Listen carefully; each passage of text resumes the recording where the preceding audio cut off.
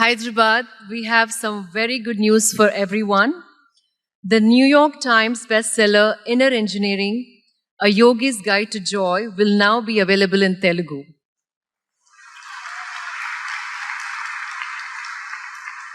In this book, for the first time, Sadhguru presented readers with a path to achieving absolute well-being through the classical science of yoga in a practical, accessible book. Sadhguru tells the story of his own awakening from a boy with an affinity for the natural world to a young daredevil who crossed the Indian subcontinent on his motorcycle. The wisdom distilled in this accessible, profound, and engaging book offers the readers opportunity to achieve nothing less than a life of joy. It has sold over 3 lakh copies in English so far and been translated over 20 languages in India and abroad. We are happy to announce that the book is now available in Telugu, published by MSCO Books, Hyderabad. To launch this book, we request Nani to please come on the dais.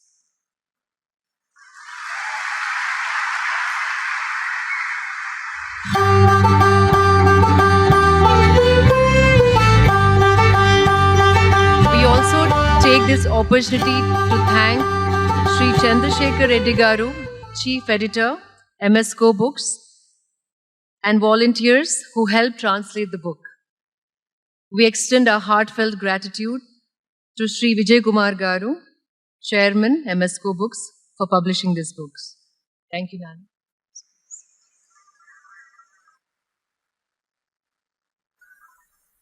Now, to the much-awaited part of the event that we are all looking forward. I request Sadhguru to please come on the dais.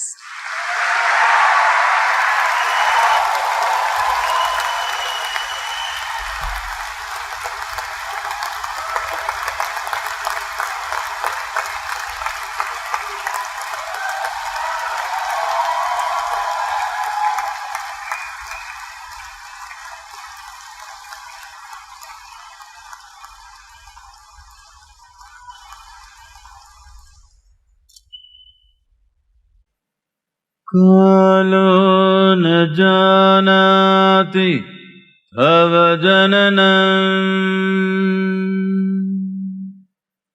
कालो न जानाति तव समापनं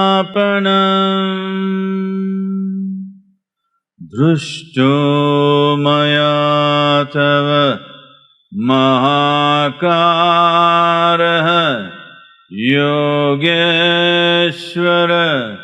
काल काल योगेश्वर काल काल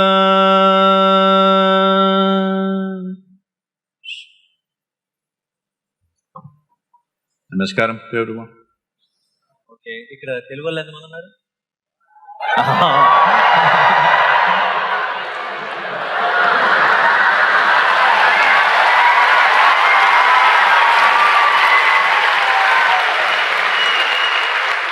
చాలా ఇది చూసిన తర్వాత చాలా హాయిగా అనిపించింది ఎందుకంటే ఏదో ఒకటి కొత్తగా చేయాలి ఇలా సద్గురుతో మాట్లాడాలంటున్నారు అని చెప్పిన వెంటనే కొత్తగా చేయాలంటే పాత వీడియోలు కొన్ని చూద్దాం అని అనుకున్నా పాత వీడియోలు చూసిన వెంటనే నాది గ్యారంటీ కొత్తగా ఉంటుందని అర్థమైపోయింది ఎందుకంటే నాకు వాళ్ళంత ఇంగ్లీష్ రాదు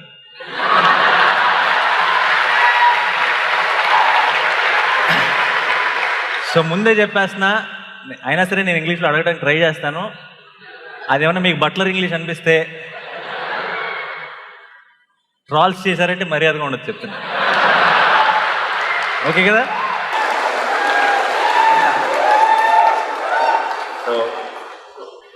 సద్గురు వచ్చేటప్పుడు ఆయనతో పాటు తిరిగి కార్లో వచ్చేటప్పుడు what is the equivalent for butler English 1 Telugu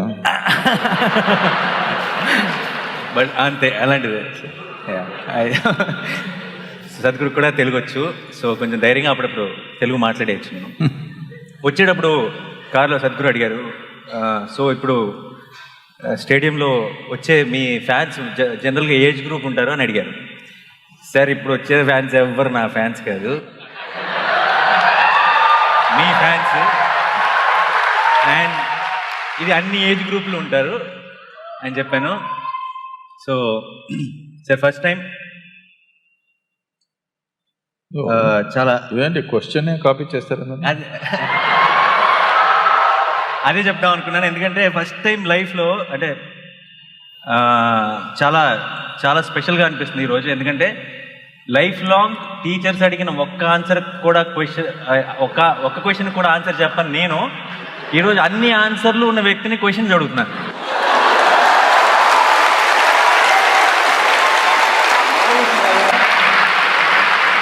and మీరు అన్నట్టు ఈరోజు మధ్యాహ్నం క్వశ్చన్స్ రాసుకుంటుంటే నాకు చాలా నాస్టాలజిక్గా అనిపించింది. ఎందుకంటే ఎగ్జామ్ ఆన్సర్ షీట్లో కూడా క్వశ్చన్ పేపర్ రాసేవాడిని ఆన్సర్లు తెలియక. సో ఇంకా మొదలెట్టేస్తాను. చాలా చాలా టైం పాస్ చేశాను. అసలు మ్యాటర్ ఆయన మాట్లాడితే వినాలని వచ్చారు అందరూ. సో సార్ ముందు when I was an assistant director, we used to grow beards, sir, because people will take us seriously. I did not grow it, it grows. I mean to say we never used to shave, because whenever we went to a hero or a producer and narrated stories, we thought they will take us seriously, they will believe us. So I saw in one video where you are saying we should let it grow, it's natural and all that. Is this angle also involved in it, or it's just that?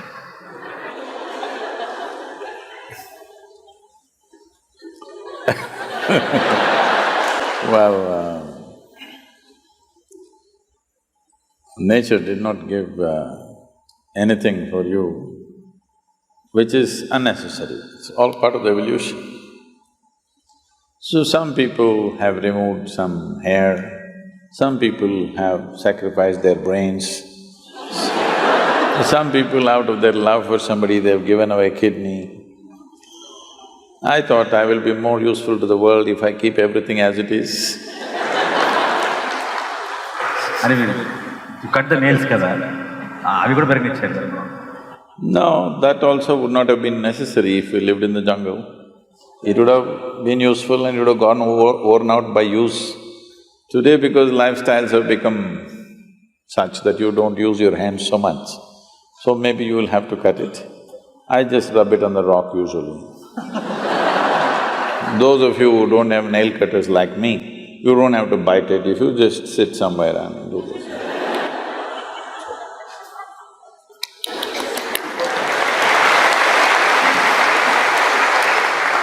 So this question has been bothering me from a long time. See, most of the questions today I'm going to ask are not the ones I've asked on Twitter or anywhere. To ask questions I'll ask Sadhguru, or I'm not forwarding it here, I'm just asking whatever I have it out. So you might find it very basic, dumb or whatever, but those are my questions, so I'm asking them. So this has been bothering me from a long time.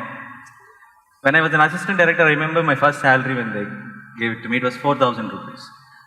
And then I remember it was all 100 rupees notes, so when I put it in my pocket, there was a bump under my bum. So when I was going back on the bike, I could feel it. And I was feeling that I'm so rich, there's so much cash in my pocket, and I can remember how excited I was, how I wanted to buy off half of the Hyderabad with that 4,000 bucks. So I was really, really happy, and I don't remember that kind of happiness, happening to me again. Now I'm earning thousands of times of that, but I don't remember what, having that same feeling again. Even Saturday night we used to, with my friends, I used to go to the Sony Dhaba or Quattro.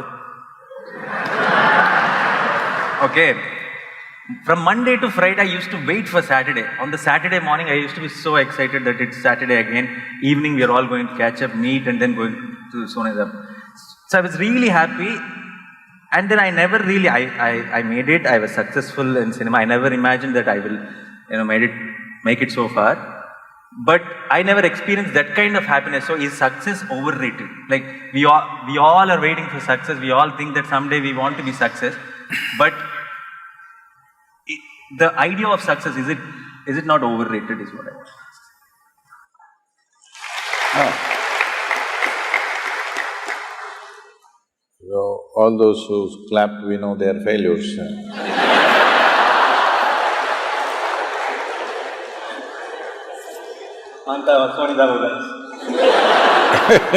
Maybe, they're all the Daba people. Yeah.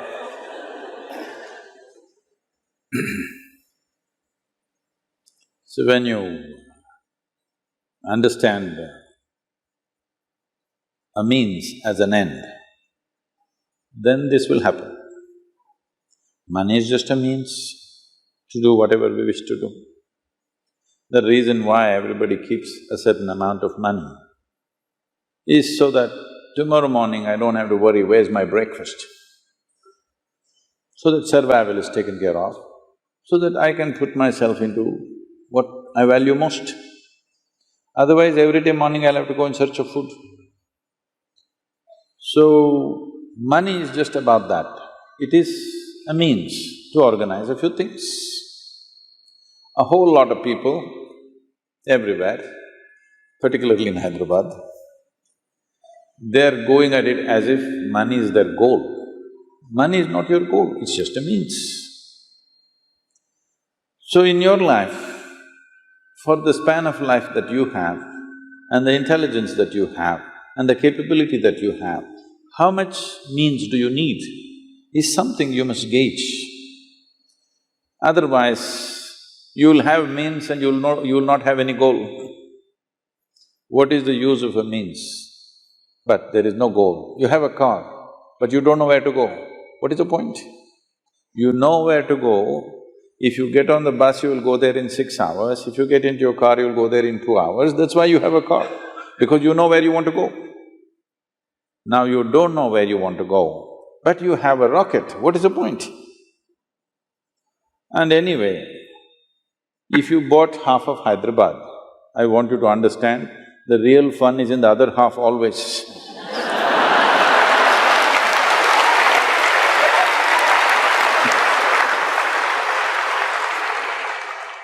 4,000 more, sir, next month's salary. You have heard of Alexander the Great? You've heard of Alexander the Great? The moment you make an idiot like that great, then your life is ruined. Because I want you to understand what this man did.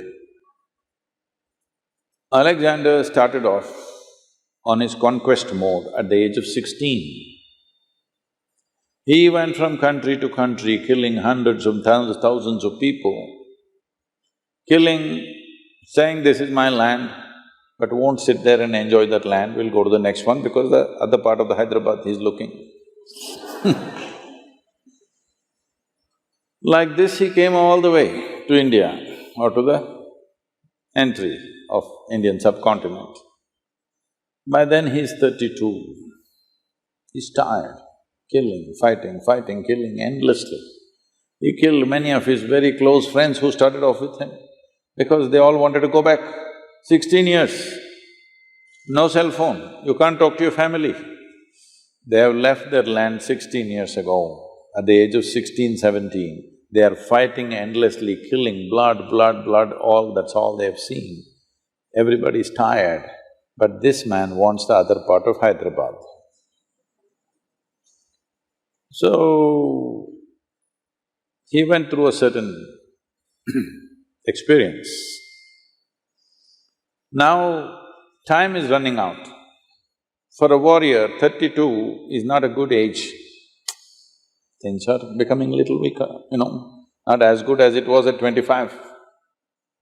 So he is worried. So one thing is, he wants to conquer the world and it's taking too much time, so he wanted to become immortal. This is the next.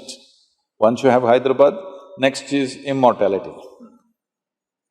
So he wants to become immortal. So he heard lots of stories, Indian yogis, mystics who lived for thousands of years, India is full of such stories. So he sent out an advance party of 8 soldiers. Go find an Indian yogi who will teach me the science of immortality. So they came looking around and then they found one yogi, somewhere probably looking at the descriptions. We think somewhere in let's say, in the Pakistani Punjab, that region somewhere, looking at the description of terrain, everything, it seems like that. We could be wrong, but somewhere in that region, what is presently Pakistan, which was considered India at that time. So he came and they came and they found a yogi sitting under a tree, just one loincloth simply, sitting there under a tree, blissed out. They looked at him and they said, "You come, our Alexander wants to meet you." The yogi laughed and said, "I'm not going anywhere, I'm here.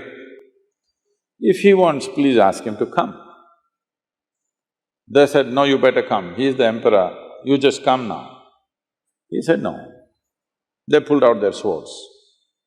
These are violent men, they can take off your life for nothing. Now he has given a good cause that he is refusing their orders. So they said, "We'll take off your head." He laughed and said, "Take it off. I've finished everything that I need to do with myself, I'm just sitting here, enjoying my existence. You want to take my head, take it. See, if I take your head, I will not get your intelligence. This is one thing people must understand. If I could get your intelligence, I could take all your heads and keep it with me. But no, if I take your head, I will not get anything from you. Only thing is, I'll have a piece of meat to handle." So then they thought, "Oh, this guy is not scared of death, he must be immortal." They said, begged him, "Please come, our emperor wants to know about immortality." The yogi laughed, "Let him come here." Then they went back and said, "I think we have met a man who is immortal because we pulled out our swords, that guy is not scared, obviously he must be immortal." Then he himself came. When he came, Alexander sat on his horse. Emperors wear the most stupid clothing. How… every day same clothing. And a metal crown is the most uncomfortable headgear to wear. At least this is nice, this comforts you. Crown is a terrible thing to wear, just wear one metal strap around your head for 2 days and see how it feels to be a king. So he tried to talk to him, he said, "I want to know immortality." The yogi said, "Get off that stupid horse." Because have you seen always when somebody sits on a horse, they become like this? You sit on an animal which is less intelligent than you and suddenly you feel so big. So he said, "You get off that stupid horse first." So he got off. Then he asked about immortality. The yogi tried to tell him, "See, this is not the way to go. If you want, I will teach you how to turn inward, we will see." He said, "No, I want immortality." After much conversation, when it did not go anywhere, the yogi said, "Okay, you go in this direction." He gave the landmarks, how to get there, a long journey, about 5-day journey. There is one cave. In that cave, there is a bowl of water in a stone, on the stone floor, there is a certain amount of water. You just drink a handful of that water, you will become immortal. Immediately Alexander set forth. After 3 days, him and these 8 soldiers going, then he thought, if these 8 guys also become immortal, see, the power is in killing them. His power is, I can kill you any moment I want. Suppose you become immortal, I can't kill you, then how do I manage you? So he said, "You guys stay here. The last part of the journey I want to do it myself." So he left them there and alone he went, found the cave. Then he found that water as he was told. He went and put his hands and was about to drink. Then a voice spoke and said, "Don't drink that water. I drank that and look at my state." He looked around, who is talking? There was nobody around, by then the water slipped out. Then he saw a crow and the crow said, "Don't drink that water. I drank that water I don't know when, and now the problem is I cannot die." See, if we really want to punish you, death sentence is not such a bad thing. If we curse you that you can never die, a million years later you're still sitting here, this is the worst punishment. So, Alexander did one sensible thing, he did not drink that water, otherwise we had to suffer him even today. So this is the only sensible thing he did in his life, he did not drink that water because he realized that he will not be able to bear himself. Forget about the world. The world will suffer, of course, but he himself cannot stand himself beyond a certain point. So we must understand, this life is not a conquest. This is not a conquest. The only thing that's there for you in this life is the profoundness of your experience. How profound is your experience when you sit here? This is all there is, nothing else you carry.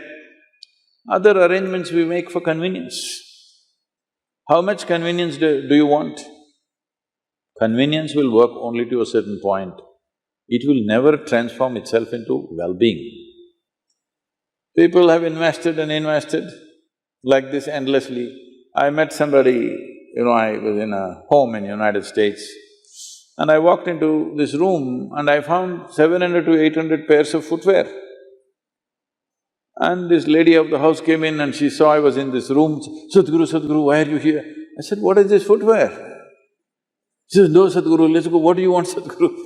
I said, "Whose footwear?" Then I see it's all ladies' feet, "It's all your footwear, 800 pairs." I can understand. You want one shoes for walking, another for jogging, another for golf, another for office, another for party. Well, you are a woman, you want all the 7 colors of the rainbow. All right, you have 25, you have 30, it's okay with me. 800. How will you wear on these 2 feet? You're not a centipede.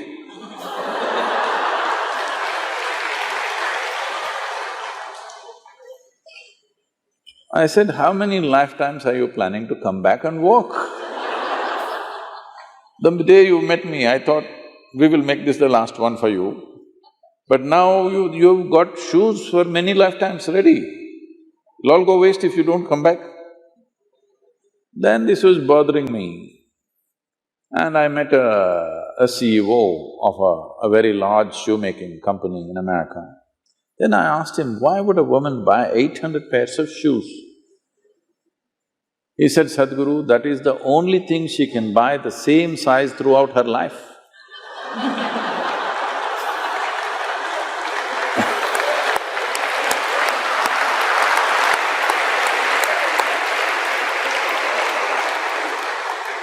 Then I thought it's okay, maybe.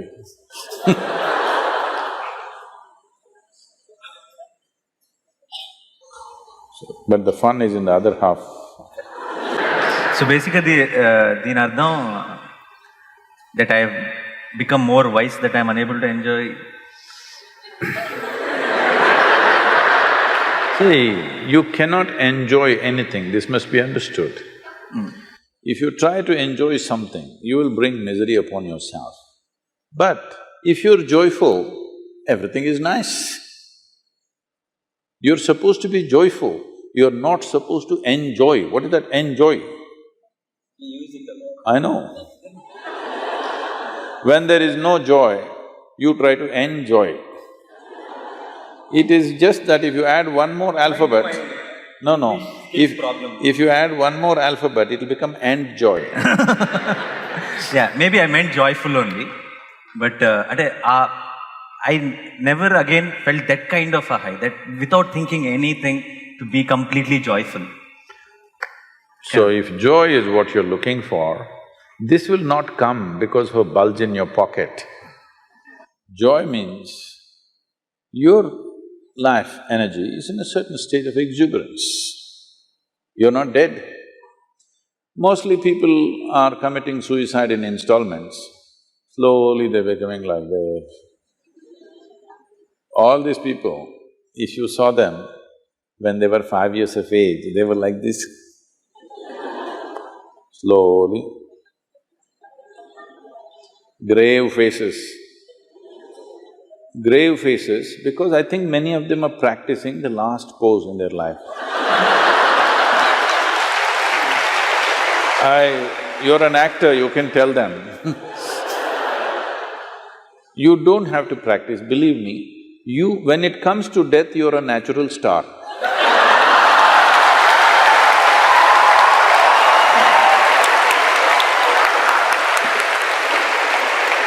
Have you… I know. Have you ever seen any dead body which is having a wrong expression on its face? No. So why are you practicing now? Life has many expressions that will happen if you're in a certain exuberance of life. If you're slowly killing yourself, yes, literally killing yourself, so slowly it is becoming like half dead.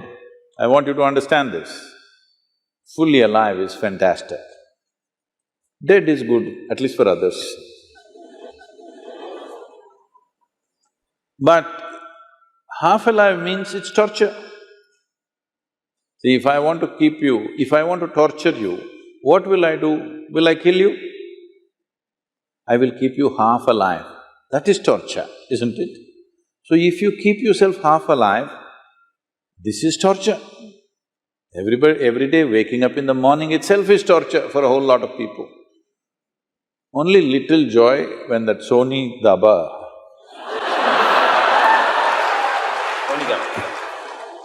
like in America, they have a culture, thank God it's Friday. Thank God. So if 5 days of the week is misery, how come Friday becomes joy? No, chemically induced something. This is the greatest danger in human life. Today we are going towards this very rapidly. To be healthful, we need chemicals. To be peaceful, we need chemicals. To be joyful, we need chemicals. To be blissful, we need chemicals. For ecstasy, you have ecstasy. For everything you need chemicals. Once this happens, right now, I think it has happened approximately to 25 to 30% of the population on the planet. The day it happens to 80 to 90% of the planet, that everybody is on some kind of chemical to experience something, then the next generation that you produce will be much lesser than you. Once we produce a generation which is less than us, we have committed a crime against humanity. The next generation should at least be one step ahead of us. If we leave them behind us, this is a crime against humanity. We are trying to get there rapidly.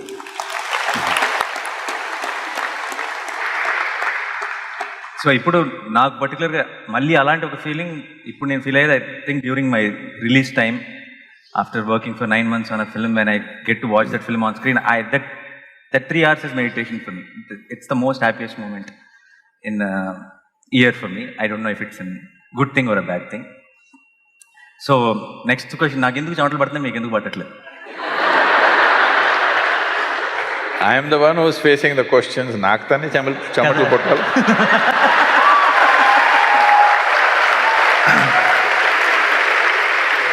నాకు ఇక్కడ దాకా వచ్చేంత వరకు బాగా కాన్ఫిడెంట్గానే ఉన్నాను. మధ్యలో ఏవీ play చేశారు.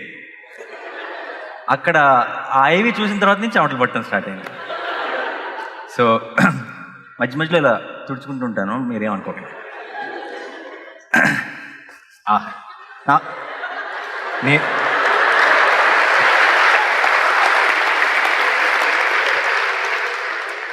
నేను మార్గదర్శిలో చేరాను, నాకు ఒక టిష్యూ బాక్స్ పెట్టారు. Thank you Sadhguru. కానీ మీ చేతి నుంచి తీసుకోవడం చాలా హ్యాపీగా అనిపించింది. నెక్స్ట్ ఇది ఇందులో ఎంతమంది కనెక్ట్ అవుతారో లేదో నాకు తెలియదు. సాధారణంగా మన ఇళ్లలో జనరలీ దిష్టి is a very big thing. దిష్టి తెలుసు కదా. సో మా అమ్మ చిన్నప్పటి నుంచి జనరల్గా దిష్టి తీయాలి అంటూ ఉండేది. అండ్ బయటికి ఎక్కడికి వెళ్ళినా సరే, చాలా బాగున్నావు దిష్టి తీయాలి, లేదంటే సినిమా చాలా బాగుంది నీకు దిష్టి తీయాలి, దిష్టి తగిలిందేమో. తర్వాత ఎప్పుడైనా మనకి చిన్న ఏదైనా యాక్సిడెంట్ అయినా, ఏమైనా ప్రాబ్లం వచ్చినా, చూసావా దిష్టి తగిలింది. సో తెలియకుండా ఈ ఐడియాని చాలా ఒక పాపులర్ ఐడియా చేస్తారు మన చుట్టూ ఉండేవారు. So I started, after initially I used to think this is one chadastam, my mom just wants to do something, okay, do it అనేవాడిని. But later when I started having some accident at the shoot or something, it kept on happening, and particularly I had this back-to-back hits, and then I had this back-to-back accidents also, and then without me realizing, I started believing it. Suddenly I've started reminding my mom, amma dishti eltunana. So ఈ దిష్టి అనే concept రకరకాల మంది రకరకాలుగా చెప్తారు. People say some energy అంటారు, ఇంకోటి అంటారు. But it is a very house hold thing. It's a very popular belief. దీని మీద మీ అభిప్రాయం ఏంటి? ఇది ఉందా లేదా?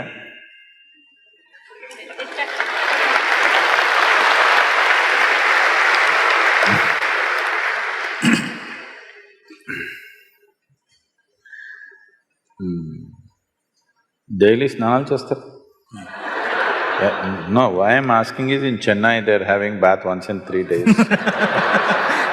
మేము ఇంకా హైదరాబాద్ ఇంకా అక్కడ పోలేదు మీరు, అక్కడ దాకా వెళ్ళలేదు. ఇంకా హుస్సేన్ సాగర్లో.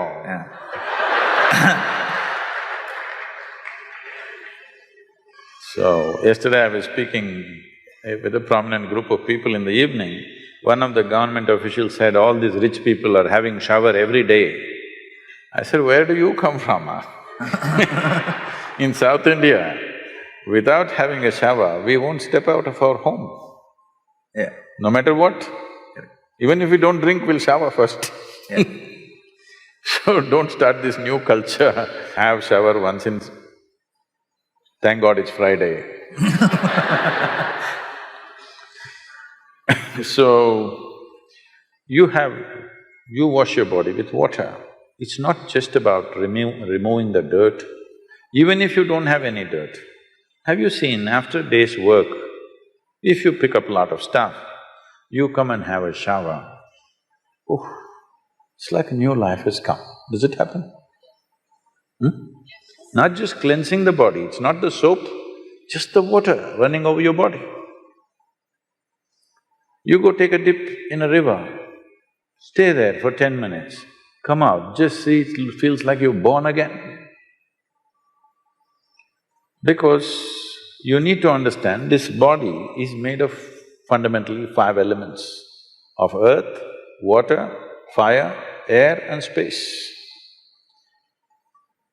This season in our yoga center, because we have a wind tunnel, in the sense, from the silent valley, the monsoon winds that blow gets kind of focused in the valley, and when it comes towards the yoga center, it'll be coming anywhere between 70 to 110 kilometers per hour, different times of the day. So at this time, all our people are doing sadhana just standing in the wind like this, because this is a wind wash. Water wash you're doing every day, wind wash you can do. People, yogis were always smearing themselves with earth, but today that's become mud bath in the spa, okay? So mud bath is there. Similarly, there is a fire wash. This fire wash, we call it klesha nashana kriya. That means an act which will take away the impurities that gather around you. Because your body is not just here, your body doesn't stop here, it extends itself. Have you noticed? Probably women are more sensitive to this than men. You don't have to be touched by somebody. If somebody comes a bit too close, not a psychological thing, that's a different matter. Psychological and emotional aspects are there. Leaving that, if somebody comes too close, right there itself there is a feeling that, you want some distance. They haven't touched you, just like this. This itself causes some disturbance, isn't it? Because the body doesn't end here, the energy is little beyond that. How much beyond that depends on how exuberant your life energies are. If your life energies are truly exuberant, you can fill this hall with it. Otherwise, it is at least a little bit. For most human beings, it could be anywhere between 3 to 9 inches outside of their body. So as impurities gather on your body, if you drive a two-wheeler, you will see I become younger every time I ride a motorcycle. Because if I ride for 4 to 5 hours and come back, people say, Sadhguru, your beard has turned black, full black carbon. Pollution. So you gather material on your body, you wash it. Similarly, you're gathering other kinds of material upon your energetic system. You can wash this water with water, certain impurities will go with that. If you wash it with air, certain other things will go, but air is not always available like that. You can even notice this, but these days, these fans are going at a certain speed, but if you have the fan set at the right kind of speed, if you just sit under the fan for some time, you will see something within you lifts up. Have you noticed this? Little air wash. Similarly, there's a fire wash, which you're calling drishti. Is it necessarily happening because of other people's look or not, that's a questionable matter. But impact of life around you upon your energy system is definitely happening. If you have a spiritual process within you, that is, you're doing some kriya or you're doing some meditative processes, then you don't need all this, because you know how to wash yourself from within. If you do not have that, these things become significant. I must tell you this, there is a certain way to do which few generations ahead, people knew exactly how to do, but today I'm seeing they're just burning something and doing this. If you come to the yoga center, we're doing this Kleshanasana Kriya in a scientific manner, how it should happen. We have relieved people of various chronic ailments just by this fire wash. One surprise element that we found out recently is, we found that many children who are suffering with ADH, with learning disabilities, within a matter of 6 to 8 weeks of this fire wash, they have changed dramatically. This we never expected. So, your mother knowingly, unknowingly giving you a fire wash might have given you some learning ability. I agree. I'm bowing down to her. She did fire wash. Same. Yeah. Amma ekkundi? Akkundi. Okay. Oh, she's right. Okay.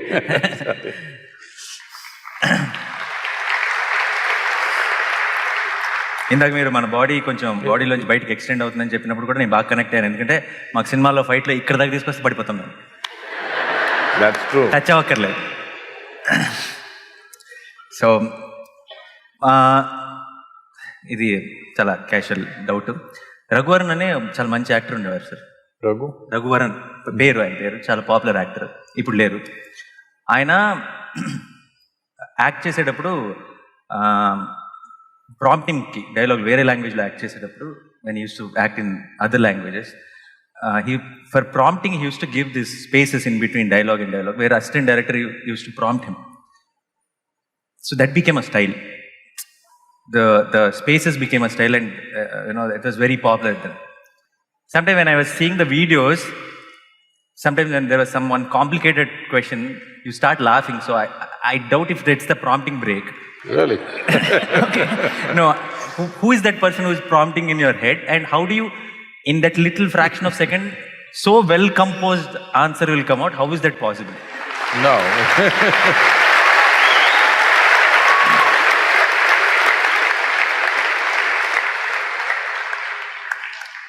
No, it's not a prompting break. I don't wish to insult people, but now that you asked, you think there's a prompting break now.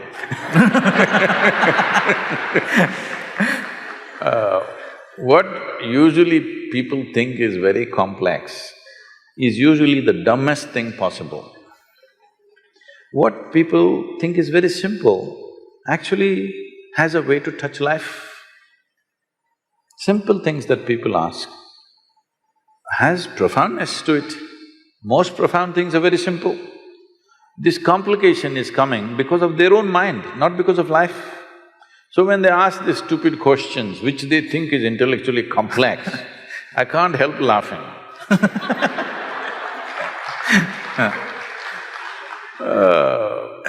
ఈ రోజు ఎన్నిసార్లు నవ్వారని నేను లెక్క పెట్టుకోవాలి.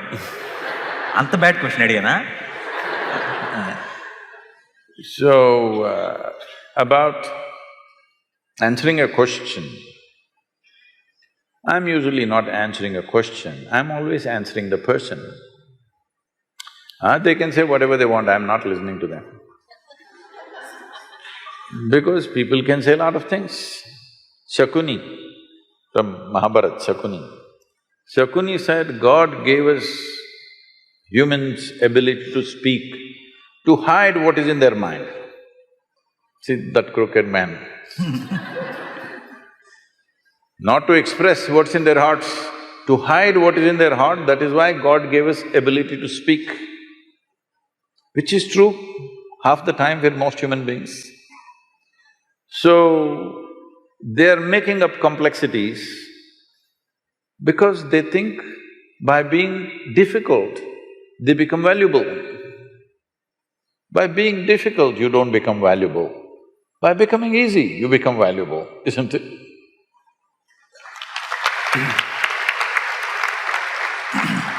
This has happened to everybody, but particularly to the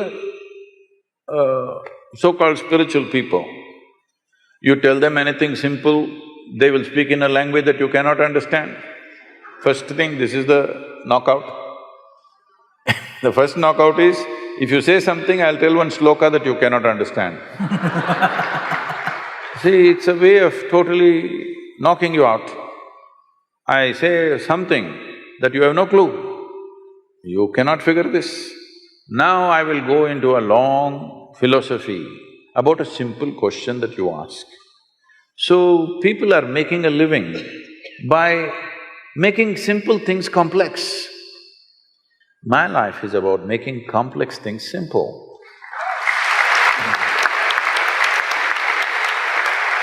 Because it is only by making things as simple as possible, it becomes accessible.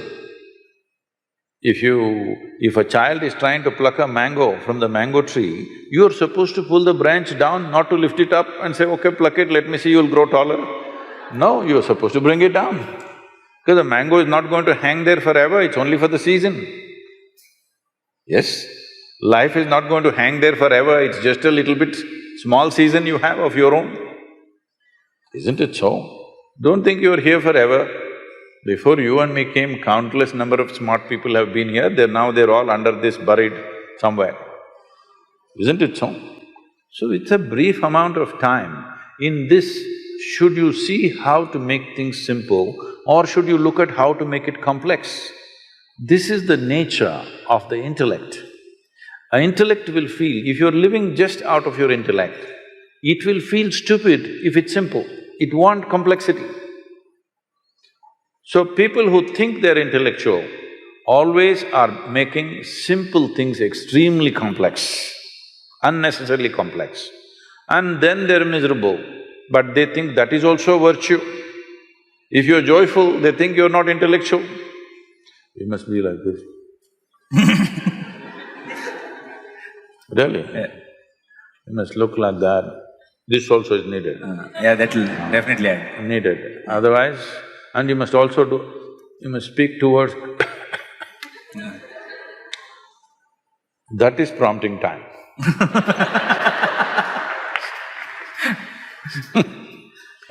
I don't have any prompting time because I have no knowledge, I have no nothing. I just tried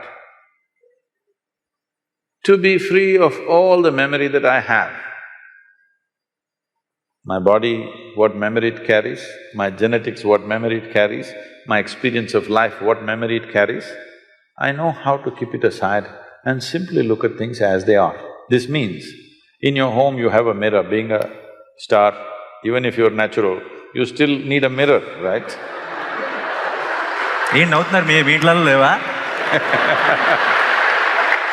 Many of them spend more time in front of the mirror than you. More than me, yeah, Yes. definitely, that's what… So suppose your mirror remembered, let us say, even 10% of what it has seen in its lifetime. If you went and stood in front of it today, what would it show you? Total mess. The value of the mirror is, it has no memory. If it developed memory, gone. So this is the value of your mind. If you know how to keep memory, the silo of memory aside and keep it, it's like a mirror, whatever it sees clearly, distinctly the way it is. Somebody likes it, somebody doesn't like it, it's their problem, that's their memory issue. Yeah, how does somebody like or dislike something? They've developed a certain memory. I like this, I don't like this, I belong to this, I don't belong to this. I don't belong to anything, I'm just looking at it as it is. Maybe in a given moment, you're not able to expose all dimensions of what it is, at least what is relevant for that moment. So, does your mirror need prompting time? Television needs time, tube light needs time, mirror doesn't need time, so no prompting.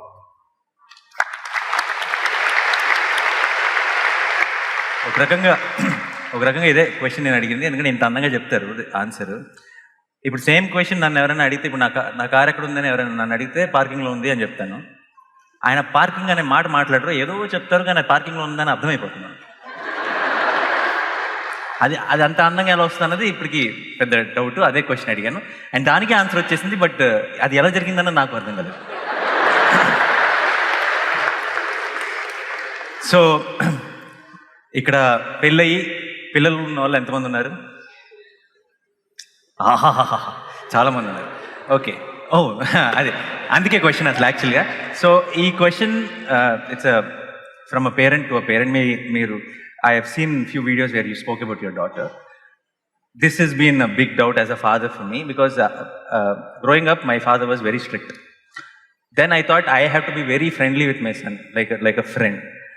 And then I have seen few kids who are really spoiled because their parents have been really friendly. And then I think little bit of koncham strict undalem. So there's a lot of confusion. What do you think according to ante neeru obviously to each to their own, but నీ దృష్టిలో what is the right way of parenting? To be వాళ్ళకి full ఫ్రీడమా లేదంటే కొంచెం tough ఉండాలా పిల్లలతో? Why should we think on these terms? A child is not a…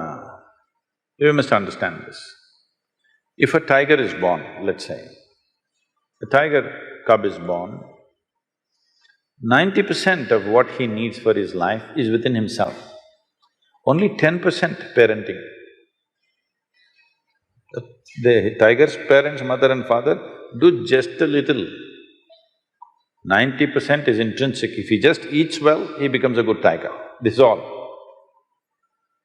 But now you're born as a human being, your only 10% is within you of being human. 90% has to be nurtured. This is the significant thing about being human, because the range of possibilities of how many varieties of human beings you can be within yourself is too many. That is not so for any other creature. They are born like that, nature has fixed it like that. Little variations, 10% variation between one tiger and another tiger. If both of them eat well, they're about the same tigers, isn't it? So because of this, human parenting becomes an important aspect. So once you bear a child, it's a 20-year project. That is if they do well. If they don't do well, it's a lifelong project.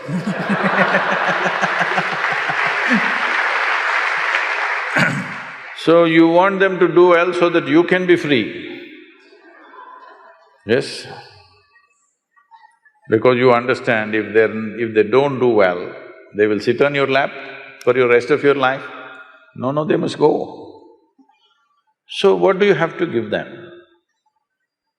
You don't have to teach them the tricks of the world, that they will learn. Some will learn easy, some will learn the hard way. It's okay, they must learn it their way. What you give them is what it means to be human being. This is all you give them. So for this, you must look at yourself. You don't have to do much with them. If a child arrives in your house, if your child is born in your home, you should not think you have to do something with the child. You must look at yourself because children don't listen to you. Whatever the nonsense you speak, they're not listening to you, just like me they are. I'm not listening to anybody, I just look at them and answer them.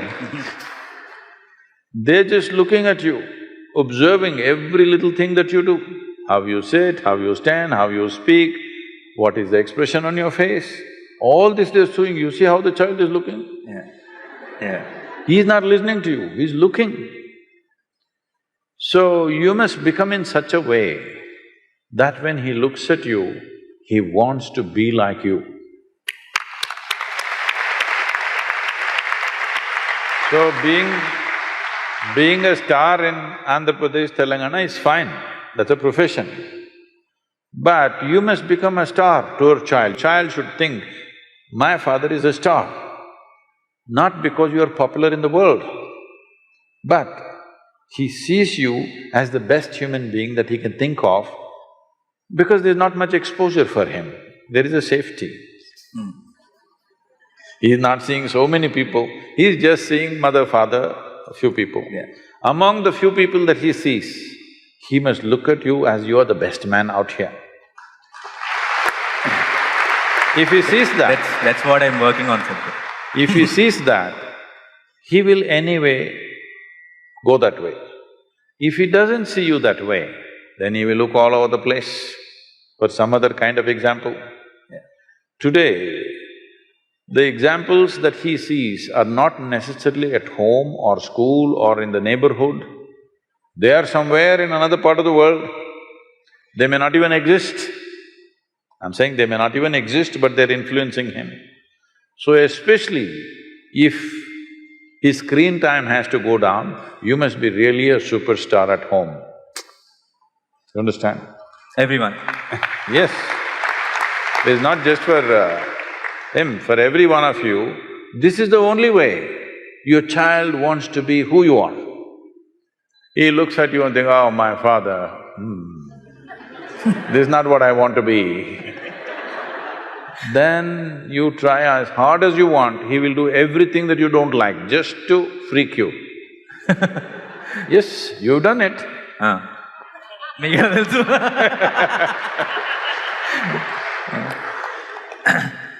Just to freak you, he will do something. Just in reaction, even if you're saying the best things, he is doing the opposite of it, just in reaction. So this is very, very important. This is not about giving freedom, this is not about being strict. You just create an atmosphere where he's naturally looking up to you, he wants to be like you. In this, if you fix yourself, everything is fine, there's very little parenting to do. It's like, see, even the chicken, ducks, tigers, lions, all of them have done this. If they walk, see how all the little ones are walking behind, running behind them.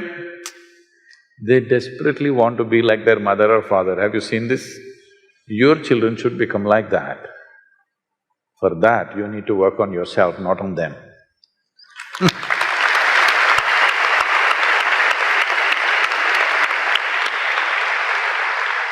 ఆన్సర్లు వింటుంటే మంచి క్వశ్చన్లు అడుగుతున్నాను confidence వస్తుంది. So చిన్నప్పుడు when I was a kid, when he very supposed to be popular astrologer came home and then he said, ఈ అబ్బాయికి రాజయోగం ఉంది అని. రాజయోగం అందరికీ అదే చెప్తారండి. ఆ తర్వాత తెలుసు అందరికీ. ఇది తర్వాత ఎప్పుడు తెలిసింది, ఇది ఒకళ్ళిద్దరితో ఈ విషయం డిస్కస్ చేసిన తర్వాత వాళ్ళు కూడా చెప్తే అప్పుడు అర్థమైంది. సో అని చెప్పిన వెంటనే ఫస్ట్ మా వాళ్ళలో డౌట్ ఏంటంటే రాజయోగం అంటే ఏంటి అని అడిగారు. వీడు చస్తే వెనకాల 1,00,000 మంది వెళ్తారు అని. అప్పుడు నేను కొంచెం బాధపడ్డా, చస్తేనా, చచ్చిన తర్వాత ఎంతమంది వచ్చి లాభమే ఉంది, బతుకున్నప్పుడు కదా ఉండాల్సింది అని అనిపించింది. ఆ టాపిక్ అక్కడ వదిలేశాను.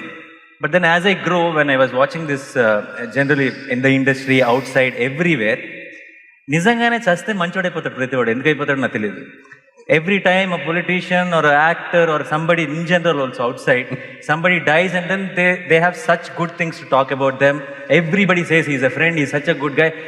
And sometimes I keep wondering, I wish these guys came back into life and they heard all this and went back to die again. So, why is this happening? Because అందరికీ ఒక సడన్గా ఒక మంచి వచ్చేస్తుంది, అంతా చాలా మంచి, ఎంత మంచి యాక్టర్ అంటారు, వాడు సినిమా రిలీజ్ అయినప్పుడు ఎవరో మాట్లాడుతున్నాం, చచ్చిపోయినప్పుడు అంటారు Ravana. So why, what is the reason? చచ్చిపోయిన వాడు ఏదైనా తప్పు చేసినాడా ఇదివరకు? చచ్చిపోయిన వాడు ఏదైనా తప్పు చేశాడా?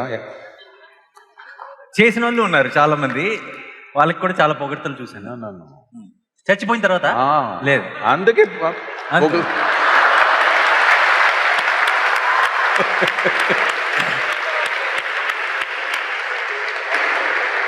లేదంటే దేవని తిరిగి వస్తాడని భయం. Telugu they did not understand. చాలా బాగా మాట్లాడారు కదా, ఒకసారి ఆయన తెలుగుకి.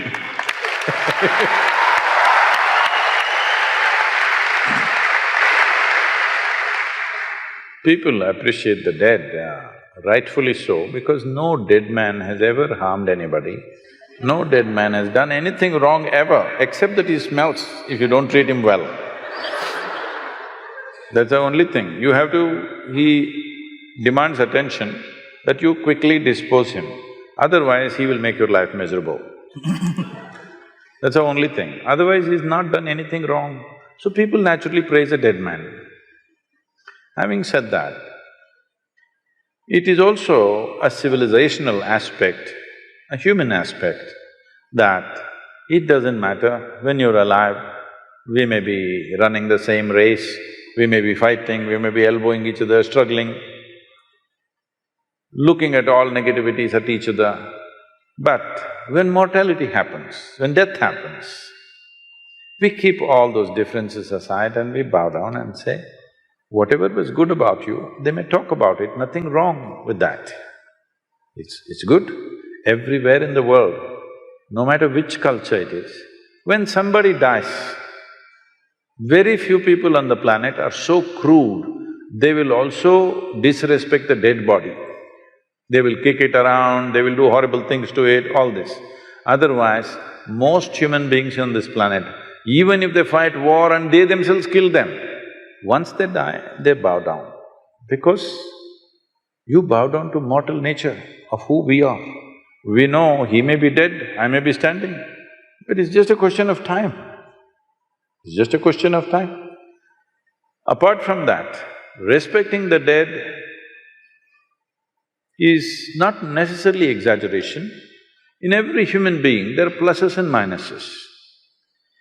Because both of you are running the same race, I highlighted your minuses all my life to put you down because I want to win the race.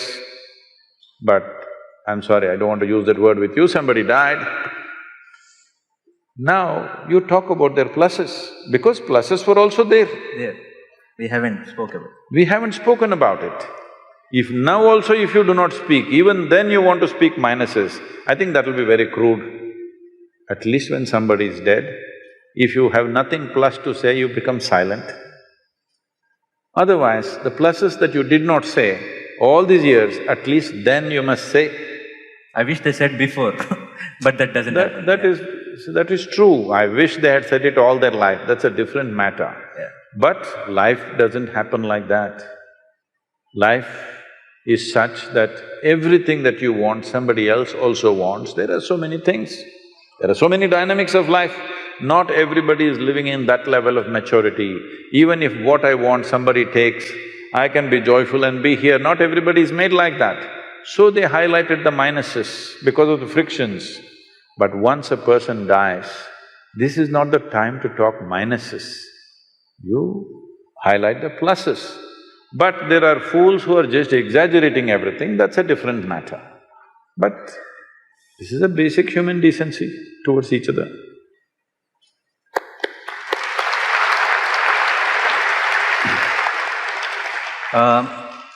Growing up, never used to get to listen to this word depression much. Very, very rarely a word like a psychiatrist or a depression or something. Now that we are all aware of that, then and people know that it's a genuine issue, and we'll talk a lot, which is very good. I understand completely. But then I also realize there's so much of talk happening. Almost every alternative person, in some conversation, we hear this depression word happening a lot nowadays.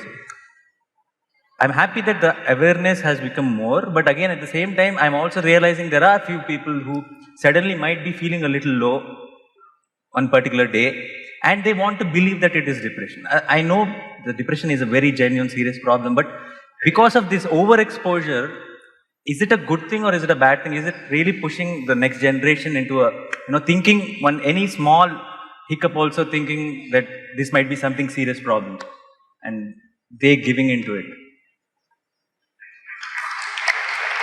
Oh, I didn't know that was a popular question. With your question, you are getting into trouble. If I answer this, I will get into deeper trouble. I've already, last 1 year, I've been in lot of trouble because a whole lot of people are pursuing me and saying, he doesn't respect depression, he's talking against it, he thinks it is not a medical issue. No, I respect it. By the way, I don't want to be in trouble, but I genuinely believe it, but I just don't know, it's… with few, it's just becoming too much. They're talking so much about it that sometimes people who are generally low in particular day also might feel. No, don't be. 90% of the cases are maybe fair, but sometimes. Yeah. He really plays it safe.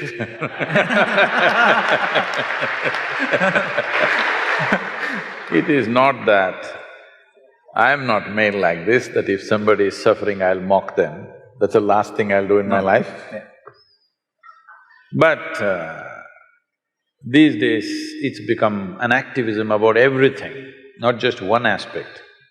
So people are always looking for a cause in their life. Any one word, something, without even understanding what is the context of that one word, simply they'll go on. So let me tell you this. This depression issue came up.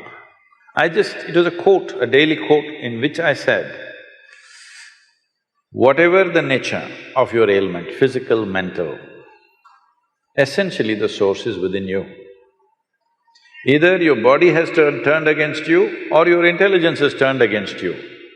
This is a fact. You can give it many names, you can call it stress, anxiety, depression, this, that. Something has turned against you. That is, something within yourself has turned against you. Some outside situations also may prompt you, push you in that direction. But fundamentally, if my intelligence was working for me, I would definitely keep myself in the best possible way. If all the cells in my body were working for me, will I make myself sick?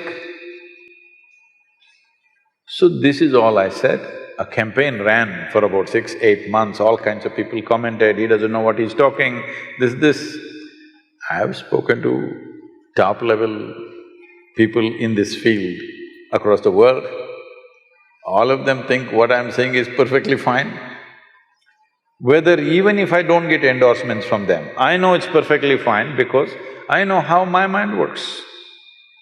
I know if I give myself the luxury, I can also become depressed. Something doesn't work my way. Nothing actually works my way most of the time. Yes, I will tell you in more detail if we have time. Because when you do as many things as I do, so many things don't happen the way you want it. The reason why people have reduced their lives to very small scope is simply because they're afraid of failure. I know I will die a failure, but I'm a blissful failure, so it doesn't matter. In my life, it so happened, almost 38 years ago, I was sitting in one place, suddenly every cell in my body burst into ecstasy. Then I observed what is happening within me. Then I realized after a few weeks, if I don't mess with my mind, I'll burst with ecstasy. Then I thought, this is it, I have discovered something fantastic. On that day, the world's population was 5.6 billion people. Then I sat down and made a plan that in next 2.5 years, I will make the entire world ecstatic. Hey, wait, don't clap at my failures. Now it is 38 years. We've touched a few million people, people say we have touched some 500, 600 million people. But that's not my idea of the world. Now the population also has increased. I know I will die a failure, but I'm not a depressed failure, I'm a blissful failure. Now, why I'm saying this to you is, well, there are certain pathological issues within the system. There are genetic issues, there's chemistry issues. But for all this, fundamentally, the basic control for all this is within you. You have not taken charge of it, that is a clear factor. You are trying to manage an inner situation by arranging an outer situation. But whoever the hell you are, you can never arrange the outer situation just the way you want it. Does it ever happen? Does it ever happen to anybody? Nobody happens 100% your way, isn't it? Not your husband, not your wife, not your parents, not your children, not your friends, not your office, nobody happens 100% the way you want it. So if you are going to freak every time, when something doesn't happen the way you want it, then you will freak for the rest of your life. So if you see this, you would understand that the source of all human experience is within you, including how your chemistry will slosh is within you. When somebody is ill, are we going to talk all this to them? No. They need care, they need help, they need medicine, they need compassion, that's a different matter. But those of you who are healthy, if you think, because right from childhood this comes, if you are sick, you get attention, if you're joyful, you'll get scolding. This must change in the society. Joy should get attention. Misery should not get attention. This is a very misunderstood way of handling things. If a child is jumping with joy and screaming, "Hey, why are you screaming?" If you like this means, moo, moo, moo, moo. It's just a wrong way of raising a child. Because a child must understand he must invest in being well. He must not invest in being unwell. Unwell will not bring any results or rewards to him. He must understand this in a very deep way. If he thinks being unwell, physically or mentally, I will get lot of attention and rewards, he will work towards being unwell. This may look very simplistic, but I'm telling you this from a very profound dimension of who we are. There is something called as life energy, as intelligence. Intelligence is not the bone box that you carry. If you… see, does your avkai look like you? Hello? Does it smell like you? Does it feel like you? No. If you mix only just chili and mango and rice and eat it, it goes inside and becomes you, isn't it? There is an intelligence within you which can make this horribly spicy stuff into you. There's an intelligence or no? You eat a banana, it becomes you. When there is such a dimension of intelligence, from all kinds of nonsensical material that you give, it makes a human being. If you have access to this intelligence, your well-being, your health, your mental balance is in your hands or no? If you don't take charge of this, then you are thinking it is all happening to you. So a lot of people for ages, especially in the last 100 years, because of psychiatry developing in a certain way, people started saying, no, there is genetic things, you can't touch it. Well, now genetic sciences are telling you in 24 hours, you can change your genetic codes completely if you do the right things with yourself. You can change the genetic patterns of who you are in a matter of 24 hours. I can show this to you. People who go through certain types of initiations and processes, 24 hours later you look at them, their very face will look different. You cannot recognize them, they will become like that. Because you can transcend your genetic limitation. In fact, this entire culture is about that. Spiritual process means that. See, when you are 18 years of age, you don't want to be like your parents, I want to be something different, this, that. But you see the same person, by the time you're 40, 45, you begin to walk like your mother, talk like her, sit like her, stand like her. Have you noticed this happening to you? Because the genetics are taking over. We call this traditionally as karma. Karma means past memory is ruling the present. If memory rules the present, if your memory structures who you are, you have no life of your own. You're just an extension, you're a recycle, you're not a fresh life. Spiritual process means just this, that you want to break away from the limits of your memory, because memory means there is evolutionary memory, there is atomic memory, there is elemental memory, there is genetic memory, conscious, unconscious, articulate, inarticulate, there are many kinds of memories. You want to transcend this so that you become a fresh life, your experience of life is completely fresh. Otherwise, you're just a recycle of the past. Why same problems exist after 100 generations is simply because nobody breaks the memory cycle. There is these words which are all misunderstood today. There is something called as samsara. Samsara means, in Tamil it's become samsara means wife, because she keeps them on the rope and keeps them run around. Samsara means cyclical movement. That is, everything that is physical in the existence is in a cyclical movement. You take an atom, it is doing this. You take the planets, it is doing this. You take the galaxy, it's doing this. You take the whole cosmos, it is doing this. Everything that's physical is in cyclical movement. So if your entire experience, particularly if your identity is completely rooted in your physicality, you will also be in a cyclical motion. If you want to break this, a dimension beyond physicality has to come into your experience. If you touch something beyond your physical nature, then we are saying this is spiritual.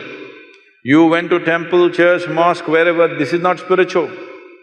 There you're going, what is the prayer about? What is the prayer about? Dear God, give me this, give me that, save me, protect me. Hello? This is just survival, outsourced.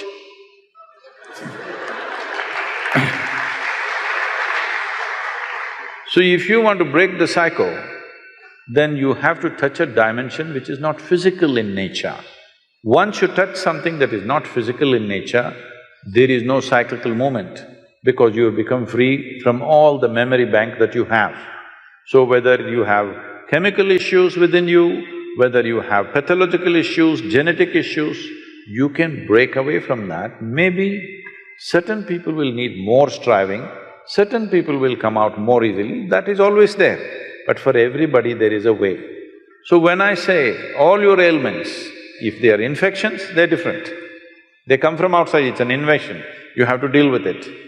But rest of the things are manufactured within you, this is your cause. Fundamentally, you have to see, my physical health, my mental health is my responsibility, 100%. If you see this, then methods are available to come out. We have all the compassion, because I want you to understand, if you have a physical ailment, you will get compassion from everybody. If you have a mental ailment, you will get ridicule from everybody. So particularly people who are suffering any kind of mental ailments, depression, anxiety, whatever, they need double the compassion that physical ailments need. But normally in societies, they get ridicule because it is very difficult. It's very difficult to decide whether this person is really sick or making it up, or they're acting it up to get something out of me, or what it is, you can't make out. One time it looks real, another time it looks like it's made up. So, unfortunately, both for the one who is suffering and those who live around them, It is a constant struggle. But the most fundamental thing is, whoever you are, whatever condition you are, first and foremost thing to understand is, physical and mental health is my responsibility. It can go out of hand, it's always there. Whatever you do, we may die, whatever we do, we may become sick, that's a different matter. But it is our responsibility. If you see this, there is a way to touch the very source of creation which is throbbing within you. When the source of creation, which made this entire complex body out of avkai and chintatokku, when it can do this, it can also do some repair job, isn't it? Hello? One who manufactures the whole thing, can't he do some repair job? You have lost access to it. You think for everything there's a solution outside.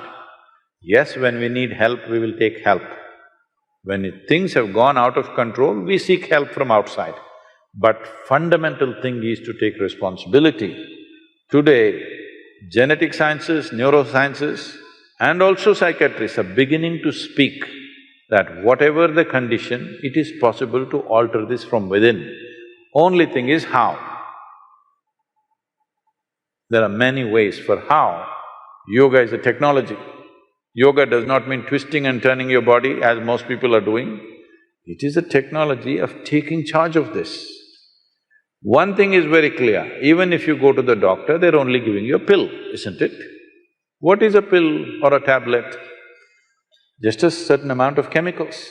If you put these chemicals, it lifts you out of your depression, it makes your anxiety go a little bit. It may not permanently go, at least for those few hours, it's down. So essentially, human experience has a chemical basis. Your joy is a certain kind of chemistry, your misery is a certain kind of chemistry, anxiety is one kind of chemistry, tranquility is another kind of chemistry, ecstasy is one kind of chemistry, agony is another kind of chemistry. All human experience has a chemical basis to it. This is the greatest chemical factory on the planet, most complex and sophisticated chemical factory on the planet. The question is only, are you a great CEO or a lousy CEO? That's all the question is. That may sound brutal when you're sick. When you're sick, there is compassion. But when you're well, you must take responsibility for this. Otherwise, you will make yourself sick. Everybody has an excuse as to why I should not get up from my bed and cry in my bed. Everybody has some reason, isn't it? Hello? Yes or no? Everybody has some pain somewhere about something. Somebody died, somebody did not… somebody is born, somebody is not born, all kinds of things. There is no human being who doesn't have a reason to push themselves into some kind of mental dip. Everybody has or not, there is a reason. Some people get there, some people don't get there. Is it always intentional? No.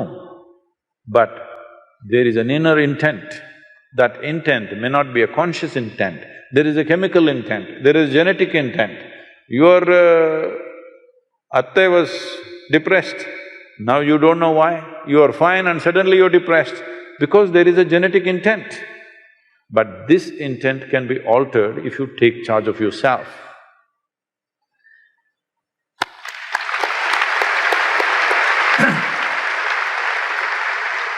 You would have heard about this word, deja vu.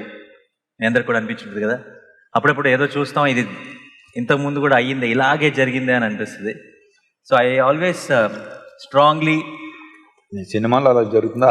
అదే scene చూపిస్తారా? అది it's called some loop effect. There are some 4 or 5 films made which keeps repeating itself. But in life I felt strongly few times, I know it's not possible, but I saw something and I thought, exactly ఇదే ఇలాగే ఇంతకుముందు జరిగింది. అది ఎందుకంటారు? What do you think is that? Bad direction అండి, అదే scene వస్తుంది. ఎవరు డైరెక్టర్? దేవుడా?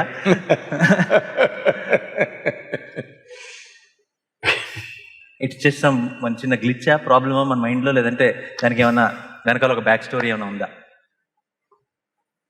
There are many dimensions to it, but One thing is, most people are afraid of anything that's unfamiliar. They have a fear of unfamiliar. So, they have set up a mechanism within themselves, they're looking for the familiar. Either they will do what you said just now, I have seen this somewhere, otherwise they'll look at somebody and say, oh, she looks just like my sister. She doesn't look like your sister. But, you know, just the same, two eyes, one nose, one mouth, just like her. Like this they will find reasons because they're looking for something familiar. This usually happens to people when they're in that phase of their life, when they're not able to figure out what is happening with their life, or they're in a new space where they don't know anything about it, suddenly they will invent things that from somewhere else, this person looks like my grandfather, that person looks like my uncle, this person like this. Oh, this tree, I have seen it somewhere. Even that same damn tree never looked the way it looked on that day, I want you to know. Hello? Even that tree, if you've seen it earlier, it won't be the same. Day to day it is changing, isn't it? Day to day everybody is changing or not? So, but is it possible that somebody can revisit something? They can, but 99% of the time, it is not so. They're looking for something familiar.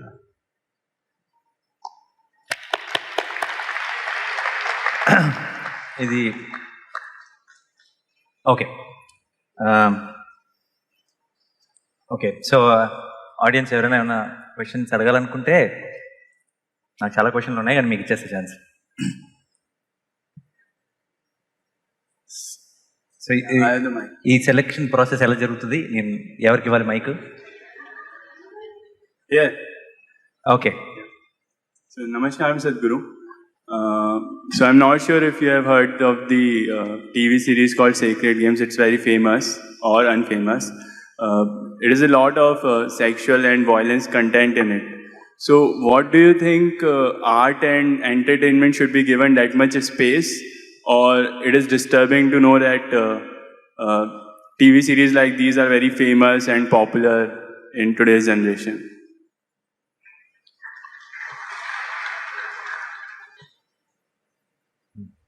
If I understand the question right, you're asking why something that depicts so much violence and sexuality, why is it popular or why should we allow it to happen? Is that the question? Yeah, or it should be allowed in art, as in it's okay to be there.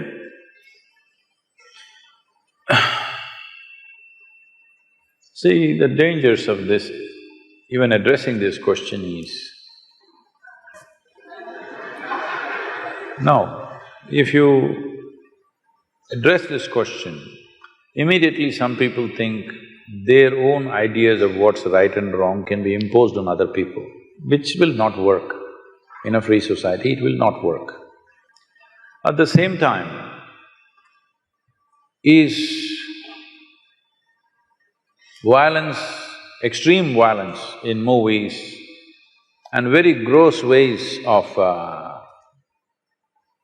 Usually sexuality means generally a woman is being treated in a not necessarily a nice way. I remember in the 70s there were movies, Hindi movies. I did not see most of them, but people used to tell me that there were some actors who were called rape specialists. Hindi? Yeah, in Hindi. So in every movie there has to be one rape. It became almost like a standard for some time. So all those people who saw those movies as children, because there was no adult certification for that, anybody could go and watch it, they thought this is the way to treat a woman. Now when rape happens in the street, why are you surprised, I'm asking? We have cultivated them. All said and done, the cinema may be a commercial enterprise, but it has a profound impact in a society like this. See, in certain other countries, People watch the movie, go home, forget about it. Here it's not like that. We even elect them.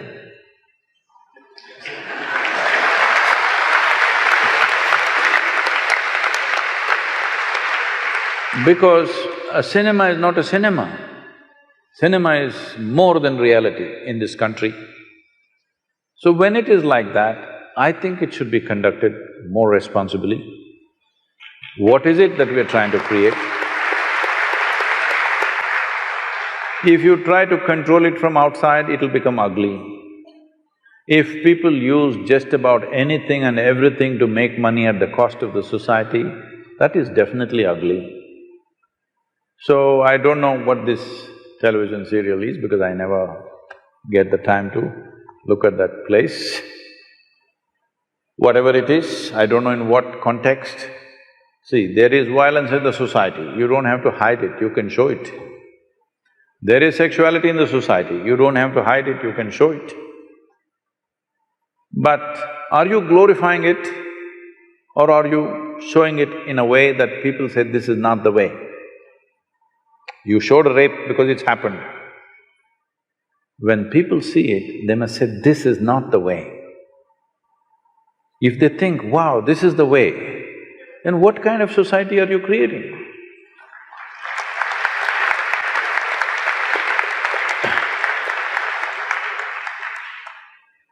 So, many times this has come to me in various different forms, this kind of question. I think people are hiding behind art. I'm sorry if I say anything wrong. People are hiding behind the term art. If it is art, it should not be so commercial. You're doing commerce and you're calling it art. There may be some artistry involved in it, we appreciate that. But there was a time when we were growing up, there were art movies and there were commercial movies. Now there is no such thing, commercial movies are art.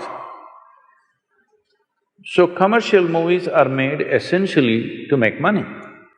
Somebody is investing to make money, nothing wrong with commerce, because nothing wrong with commerce, nation's commerce has to develop in all levels.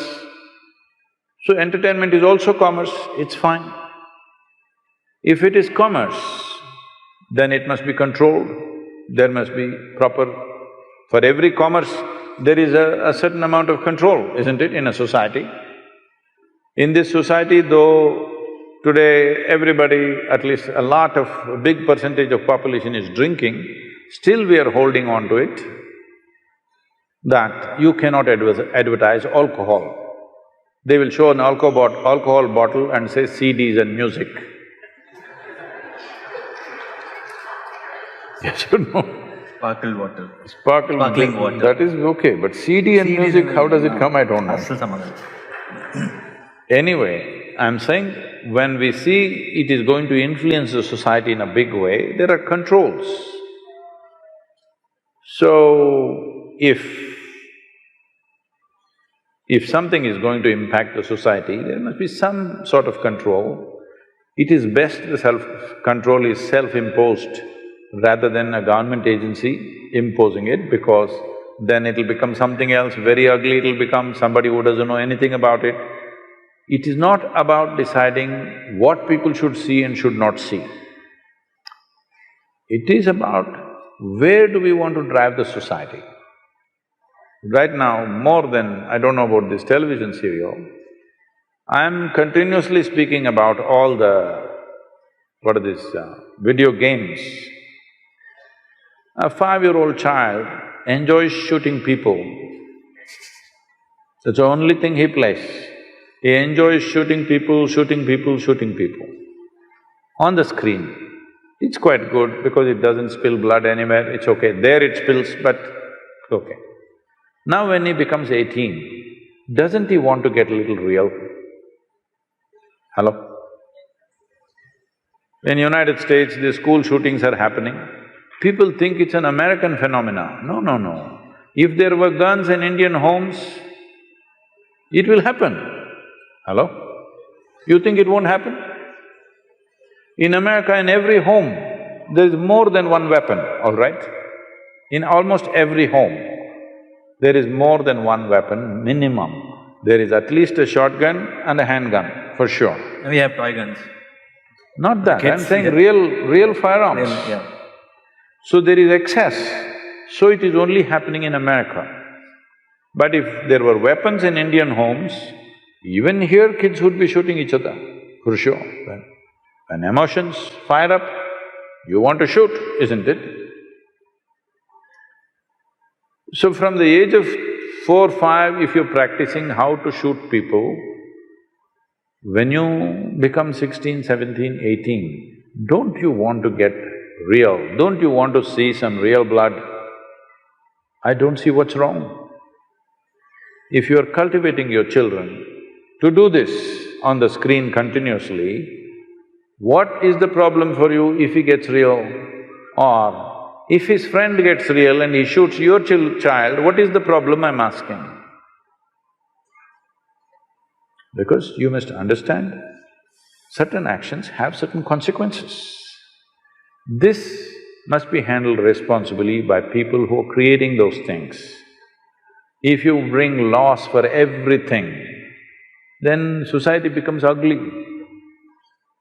Government cannot manage these things. People should manage these things. So if somebody makes such a thing, people should not go and watch it. But no, they all want to go and see. So somewhere they enjoy it, isn't it? Today you see any of the Hollywood movies, it's not like before. Before also they were shooting, but now it comes, the bullet enters and the brains splash and there is a rerun. Again it comes in slow motion and splashes all over the place. People are enjoying it. Once you enjoy these things, then violence is inevitable on the street. It's just a question of graduation, isn't it? So, what kind of society we want to create? All those people who influence the society in a big way, whether artists, politicians, media people, spiritual leaders, religious leaders, whoever has influence over people, they must look into themselves and see what is the consequence of our actions. This much responsibility must come.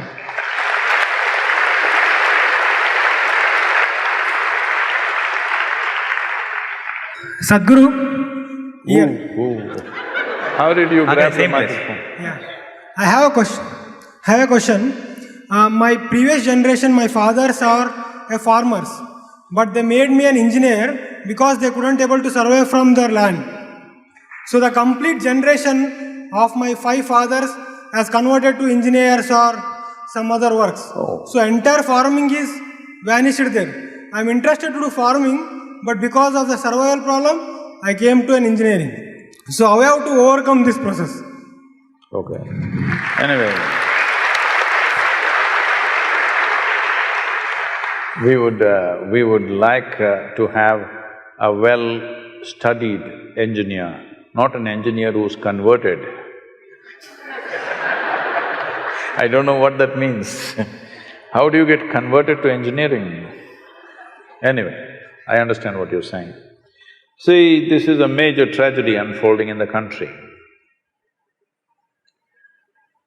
Out of 160 million hectares of arable land in this country, 104 million hectares of land, the soil is right now labeled as distressed. That means nearly 60% of our soil is moving towards becoming uncultivable in a matter of anywhere between 15 to 40 years' time. In 40 years' time, the fertile lands that you have seen will turn into uncultivable land, maximum 40 years' time, anywhere between now to then. How does this happen? If you want the soil to be rich, before we go into that, I want you to first understand, what is sitting here as you and me is just the soil that you walk upon, it's just a piece of the planet. If the soil is weak, the food becomes weak. The food is weak, our very genetics become weak. There's substantial studies about this.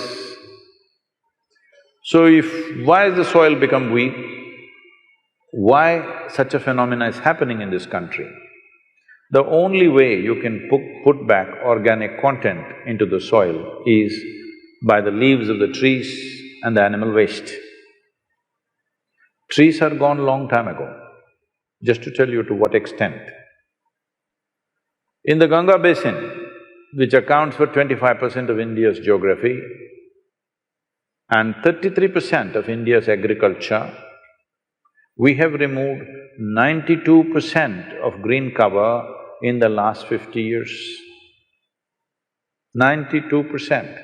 What is our plan for this land? In Kaveri basin, which is some 83,000 square kilometers, right now we're running a campaign called Kaveri Calling. All of you must be a part of it one way or the other. In Kaveri, in the last 50 years, we have removed 87% of the green cover. So no leaves, no trees, no leaves. Animals are all traveling abroad. How will you enrich the soil? The food that you're eating is just the soil. You ate it up. What did you put back? Nothing. By throwing chemicals, you think it'll happen? Pretentious agriculture is happening. If we don't change this, whatever other aspirations we have, everything will fail. Doesn't matter what business, industry, what you develop, we'll have serious issues. People think water is the issue, water is not the issue, soil is the issue. If soil is rich, there will be enough water. The reason why agriculture is suffering is, this is one aspect. The other reason is, why at the time of independence, over 92% of Indian population was in agriculture. If you look back and see, 250 years ago, we were the largest economy on the planet. We were the biggest exporters, 33% of the world's export came from India 250 years ago. So what were we exporting? Were we exporting rice? No. Were we exporting agricultural produce? No. What were we exporting? We were exporting largely spices, more than that, textiles. Andhra Pradesh, every district has a weave of its own. Yes? Textiles was the main thing. Between 1800 and 1860, when the English decided to destroy the textiles of this nation, systematically they went about destroying it. From 1800 to 1860, our exports came down by 96%. So that doesn't happen just like that. That was done as a systematic process. So when this destruction of industry happened, millions of people died in those 60 years, where one of the British Governor-Generals writes back saying, "The fields of India are bleached with the bones of the weavers." Millions. It is estimated over 3.5 million to 4 million people died in those 60 years out of starvation. The rest desperately went about doing some kind of subsistence agriculture. Subsistence agriculture means I have a piece of land, I will grow little rice, little dal, little this, little that, everything that I need for a family, I will scratch the land and grow. This sort of agriculture happened. This is why 92% or 92% were in agriculture. Today this number has come down to 65%, thanks to you, you became converted engineer. 65 to 70% are still in agriculture. What this means is, for 10 people to eat, we want 10 people to eat, but now 7 of them are cooking. You think this is a good use of people? 10 people want to eat, very efficient, 1 person can cook. Don't want 2 or 3 people can cook. 7 people cooking for 10 people is not a wise way to do things, but that's where we are right now. Still 7 people are cooking for 10 people. So, you and more people must become engineers, it is good, or whatever else they have to become. But at the same time, can you let the agriculture die? Because today, if you make a survey, we have made some surveys, not official surveys, but generally we've just asked around. If you ask around, how many farmers want their children to go back to farming? Less than 2%. This means in another 20-25 years, when this generation passes, we will not know how to grow food.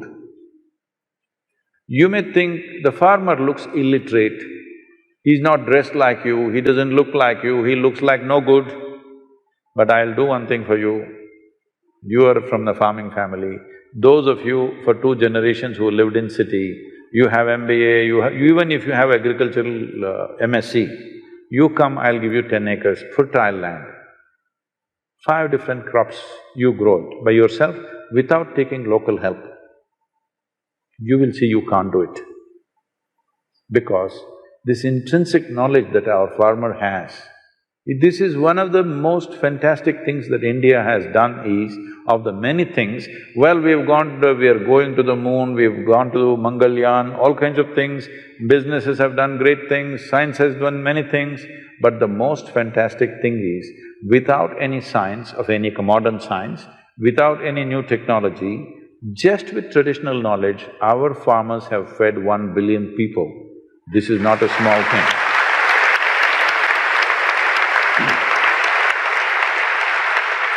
So this transition from farming to other things should not happen out of desperation, should happen as a good plan to do. Right now, one reason why farming is not succeeding is, soil is weak, so water is scarce. Another thing is, scale is too small to make it successful.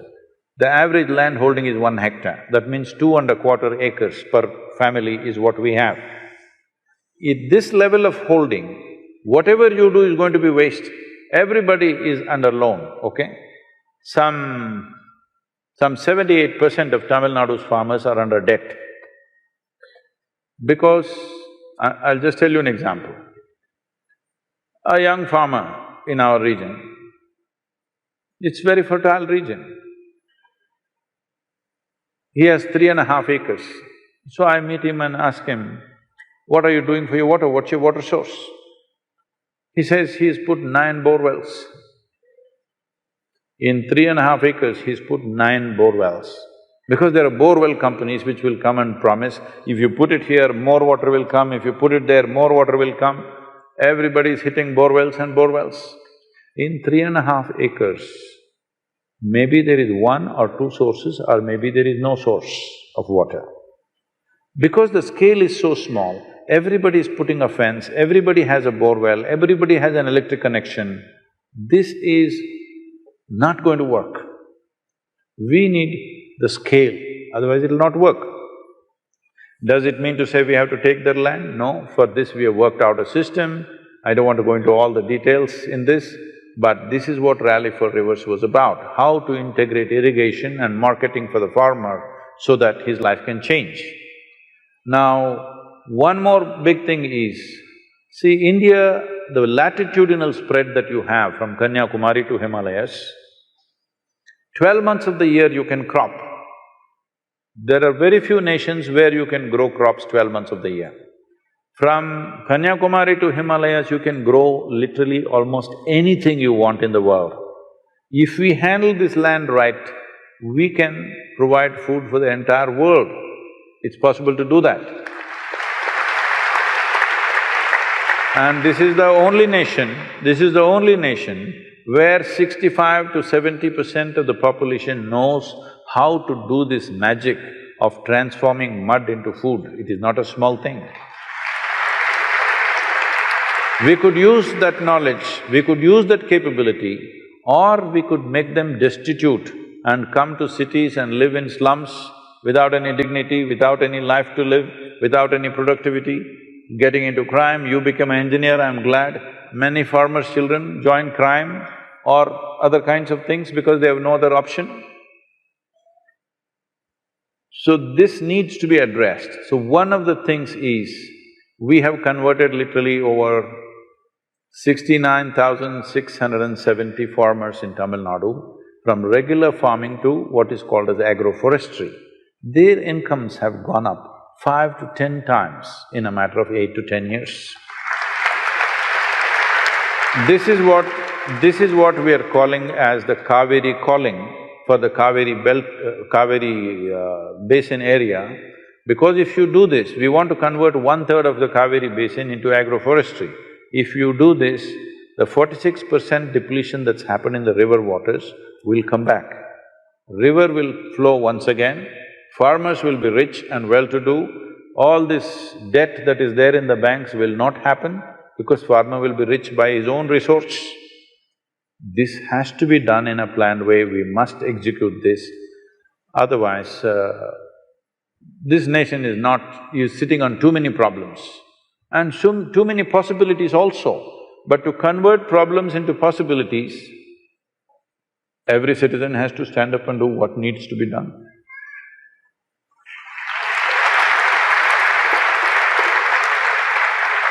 Namaskaram, Sadhguru. Where are you? Sadhguru here. Okay. When a movie is made, the idea and the story is… The question is for him. No, Sadhguru, it's to you.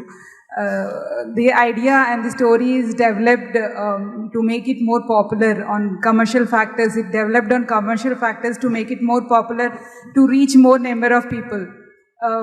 Can we use cinema to spread the spiritual methods to large number of people through commercial and popular ways? Can you give some direction towards it?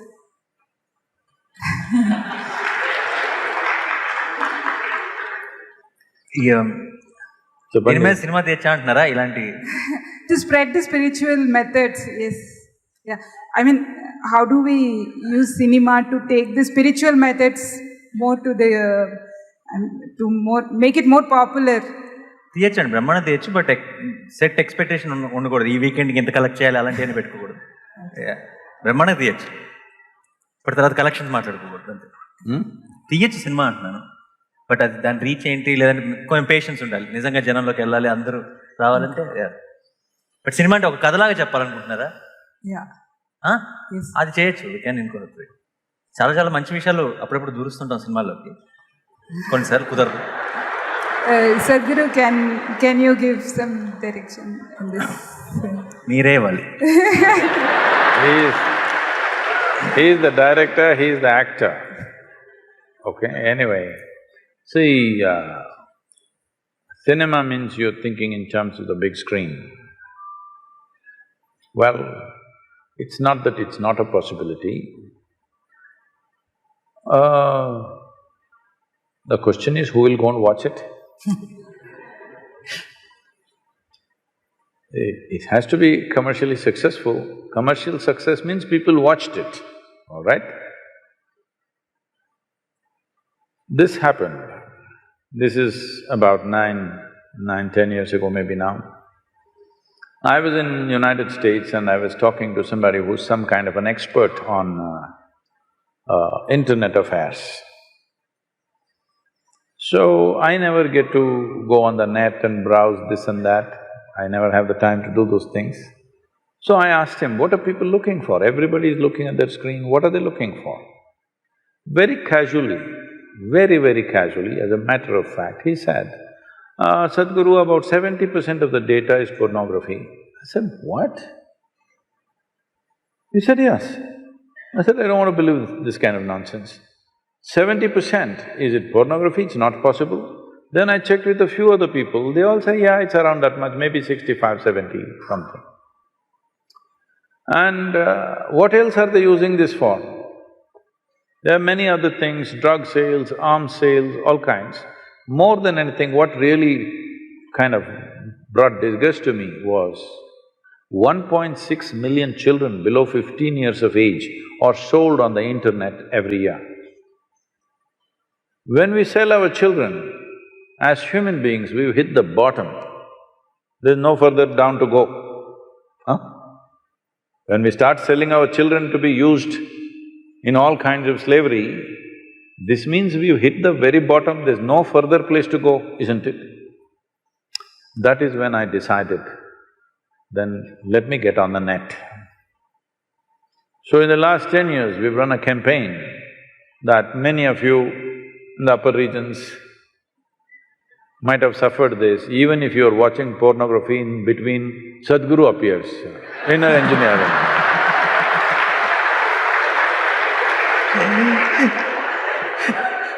I'm saying this with some glee because when such a phenomenal technology is available to us, is this what we do? See, many great beings have come on this planet, but when they came, if they spoke, hardly 10 people heard. In the 10 people, all kinds of things. Today is the first time you can sit here and talk to the entire world. When there is such a tool in our hands, if we don't transform humanity now, that means we have no intention at all, isn't it? So your question is very relevant, but will our natural star make a movie on spirituality? Biopic Sadhguru.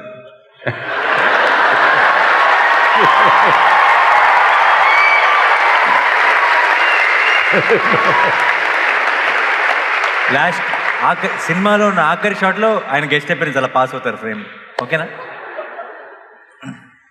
So, it definitely, every medium that we have, not necessarily a spiritual process, every medium that we have of communication must be used to transform human beings, because that's the only problem that you have on this planet, human beings. There is no other problem. Hello? Yes or no? That's the only problem. So when there is such a powerful means of communication today, technology is available to touch every human being in whichever part of the world he or she is living.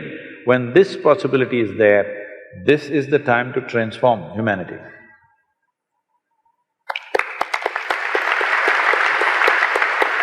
Namaskaram, Sadhguru. Here, Sadhguru, in the front, to your left. Namaskaram. Sadhguru, I would like to know how realized beings, only some of them become gods and others don't. Is there any science behind it, or do they come with any predetermined… No, they just have to die. So for example, after Gautama, so many would have come, but I think only you are doing such phenomenal things on this planet. What are you trying to tell me? I'm saying only you are likely to be the next god, but then already you are a god now. But I'm saying, why only you? For example, in these 30 years, so many disciples, so many people you have cultivated. Would you make one of them as capable as you? In the days to come, in the years to come, can we see one of your disciples as Sadhguru?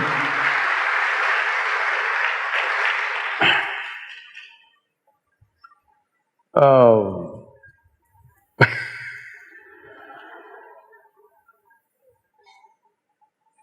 Gautama became a Buddha, did not become a god. Buddha means one who is a dada over his buddhi. One who has total mastery over his buddhi is a Buddha. One who has no mastery over his buddhi is a monkey, compulsive. So many things. Tell me, what is it human beings are suffering? Their own intelligence, isn't it? If you take away half their brain, they will sit peacefully. So they don't know how to handle their own intelligence, that's all they are. So in this, where does God come from? You must understand, this is a godless culture. Please listen to me carefully. This is a godless culture. There is no the God in this culture ever. This is a culture where we always told you, your life is your karma. Did we or not? Huh? What does it mean? Karma means action. When you say, my life is my karma, It means you are saying, my life is my making, whether I'm making it unconsciously or consciously. This is not a culture to look up, this is a culture to look in. This is not a culture where you want to go and sit in God's lap. Here, this is a culture which does not value God more than freedom, because mukti was our highest goal, moksha was our highest goal, not God, isn't it? Now, imported ideas you've got, see, they all know what is God, what is heaven, the geography of heaven, they know the entire details. In this culture, we still don't know who we are. We are asking, who am I? This is the most profound question. The best thing about being a Hindu is, you're confused. Yes, it's very good. Because this is a geographical identity. This is not a religious identity which builds you confidence. I know this, God is with me. There's no such thing here. You don't even know who you are. So you're a natural seeker. Once you don't know, once you realize you do not know, we can try an experiment with you. Suppose I ask you to walk from there to there now. You will walk very self-conscious, how others are looking at you, this, that.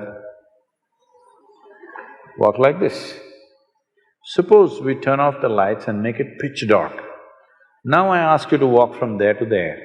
You will become super alert, isn't it? Hello? The moment you don't know what is the next step, do you become super alert or no? Some of you who do not know how to be alert will start imagining things and create fear. Otherwise, it's natural to become super alert, isn't it? So this is what it means. This is called as the intelligence of ignorance.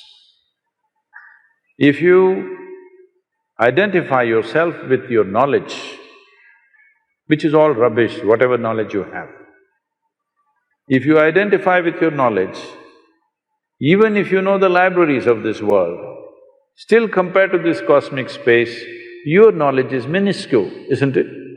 Huh? Is it minuscule or no? You may have 10 PhDs, still what you know is a minuscule. If you identify with a minuscule, you become a minuscule. But our ignorance is boundless. Hello? Our ignorance is limitless, isn't it?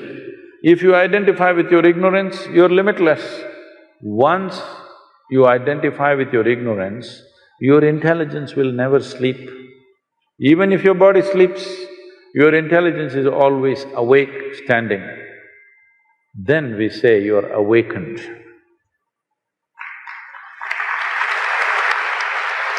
So, in this culture, because it's a godless culture, when we find a human being who is accomplished in a way that you cannot believe a human being can do these things, then we say he is a deva or he is a deity. So, we say somebody is awakened because he is able to see and do things that you are not able to do. You naturally look up to him. So we make him like a deity. The word God comes from outside. We don't have a word for God, please see this. We call it a murti, we call it a yantra, we call it by different names. It's very appropriate in this culture. People are referring to Tendulkar as cricketing God. It's not wrong.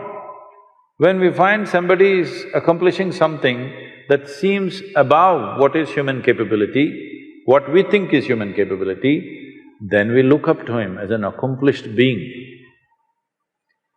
There are words for this, but now because we've gotten into Western ways and we are speaking an English language, we are using the word God. Otherwise, we called him a Mahatma, we called him a Mahanubhava, these kind of words, just to say it is an extraordinary being. And that extraordinary being became the aspiration of everybody else in that society. Out of our love, out of our respect, we may put some flowers, we may do something, but you must understand, we are aspiring to be like him. We are not there to go and sit on his lap in heaven. This is not the aspiration in this culture. Always the aspiration is this. You must understand, this is something that's all gone crazy now. There is no worship here. There is no prayer here. There is only darshan. Darshan means you behold a form which you think is higher than you and you want to take it into your heart. Make that a part of yourself. That is what darshan means. You go to temple not to pray. Darshan, just to see. Nothing need to happen, nothing to talk, nothing to tell him, no appeal, just to see. But because we've gotten so westernized, we are doing all that. Because they're saying they're talking to their God and their God is talking to them, now we also pretending he's also talking to us. We don't want to be left out. No, you are supposed to just behold, that's all, darshan is the only thing you do, no prayer. So, this is a hodgepodge thing, so you're saying this. Gautama did not become a god, people are aspiring to become a Buddha. So you think all the people around me are such dumb idiots. Nobody is working to become whatever they see as Sadhguru. You think nobody is working? They are. There are… because we are touching millions of people, nearing 1 billion now, because of this, some people just watching YouTube and they think they're doing well. Some people are on daily quote and they think they're doing well. Some people have done inner engineering and they think something is happening. So what is the difference between an established process, actually something that you have to do with yourself like inner engineering or further programs, and just watching talks or even being here is, one is titillation, another is transformation. Titillation means you know what? It's entertainment, spiritual entertainment. Little, maybe the way you think and feel you change a little bit. This is not transformation, this is a little change. It may help you, I'm not saying it doesn't help, it helps, but there is no transformation. Transformation means you as an individual is a form. This form should transform. If that has to happen, something more profound has to be done. We are seeing, we are looking for sponsors and other things. If it comes through in the next few months, we may roll out inner engineering programs free of cost.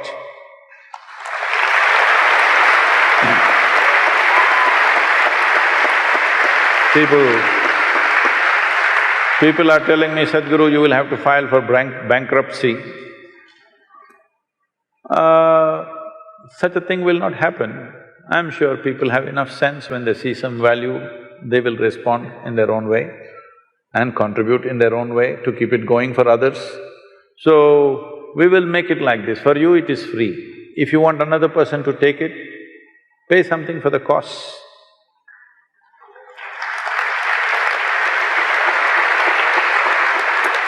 One last question.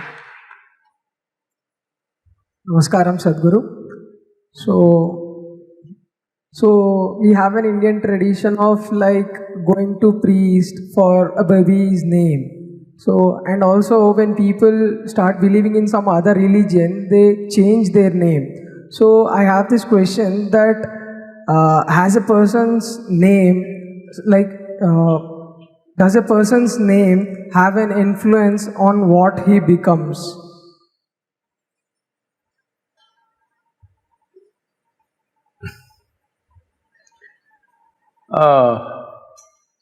It depends who that person is. It is just that when we name our children, we want to name something pleasant or inspiring. The official name, we want it to be inspiring. The pet name at home, we want it to be pleasant and sweet. This is a natural thing. Why we want it to be inspiring is, when we utter, anybody who utters his or her name should feel something. Because your name has not only impact on you, it has impact on others because they are the people who say the name most of the time, not you. You don't go on chanting your name, it's the other people who say the name. So it must have a good impact on them when they utter the name. There is something called as sound. There is sound? Hello? The existence has sound. Words are created by us. When I say word, when you give a meaning to a sound, it becomes a word. If I say boom, if you give a meaning to that, it becomes a word, isn't it? But boom is just a sound. So sound exists. Today modern science is telling you, everything in the universe, including your body, the planet, the solar system, the galaxies, everything, if you look profoundly enough, there is no physical matter, it is just a reverberation, vibration. Where there is a vibration, there is bound to be a sound. The question is only, is it within your hearing range or not? Some sounds are in your hearing range, rest are not in your hearing range. Otherwise, this whole creation right now is making a humongous amount of sound. You don't hear it because your hearing range is within a certain frequency band. So, every sound that you utter has a reverberation. A reverberation can either have a positive impact or a negative impact. So, in this culture, we looked very profoundly and looked at what kind of sounds you must utter for your child. But today you're calling them cuckoo, bobo, momo, Nani. I didn't realize that. So cuckoo, bobo, nani, at home it's nice. But now that he's at home everywhere in the world, everybody calls him Nani. That's a different matter, but the idea of giving profound names is, it is for the sound structure of that name. When you utter that sound, there must be a reverberation which enhances who I am.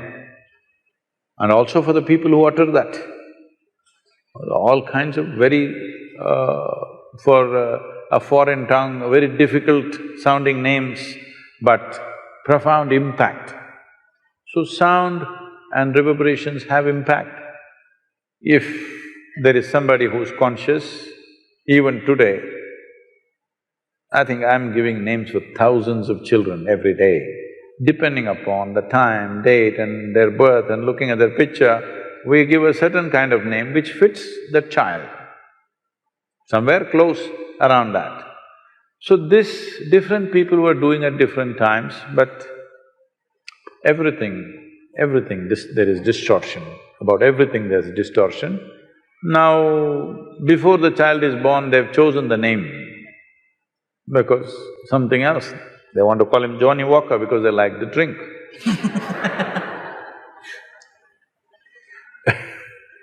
So, times are changing, but the existence has not changed. Only the social times are changing. Existentially, nothing has changed. Reverberations are reverberations. What has impact on you has impact on you. Positive impact, negative impact is there in the world. Is it a deciding factor? No. You can have any kind of name and still live well. But we are trying to use every kind of support that we have, why not? Every little support becomes valuable when difficult times come, isn't it? If your name is Shiva, every day we have to utter the name Shiva, Shiva, Shiva. Even if we are not thinking of that one, just looking at you, we are saying Shiva. Even our dogs were named like this. Only today, because of the English people, lot of people think in every family I see, it's just crazy. They have all Indian names, but the dogs have always foreign names. This is because This whole having a dog as a pet came from the English people because they were feeling lonely away from their homes. They loved their dog, cuckoo, bobo, momo, momo, all that. We had dogs, cows, animals in the house. I have one, Guruji. His name is Subramanyam. It's a beagle, Subbu. I did a film called Everyday Subramanyam, so we named him Subramanyam. Subramanyam is a good name for him. So we named everything like that because we have to utter it every day. One way or the other, we somehow utter sounds which are beneficial to us. Thank you very much.